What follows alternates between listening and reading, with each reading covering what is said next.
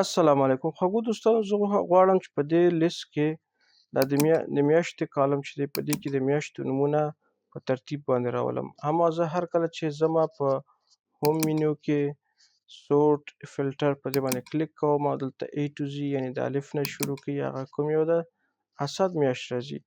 همدا ډول که Z to A وهمه نو دا د سنبلې میاشت اول راولي. نو زه څنګه کولی شم چې په دې کالم کې ترتیب د چی ورکړم د حمل سور نه شروع کوم. نو په همدې کالم باندې زه کلیک کوم بیا ځمه سورټ ته او کسټم سورټ وهم.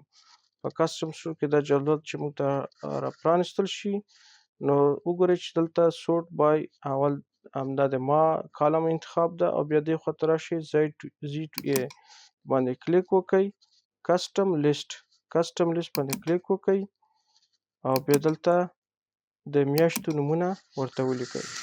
زه لیکمه حمل بیا انټر وهم، سور بیا انټر وهم، جوزا زه دا په یوه ثانیه کې خلاصوم. اوس نو دا د میاشتو نومونه مې په ترتیب باندې ولیکل، حمل باندې شروع، په هوت باندې خلاص.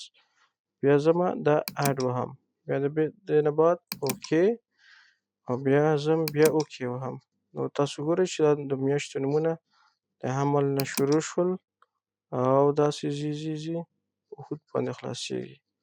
دا یو ډیره مزدار او خوندور تخنیک و. مننه.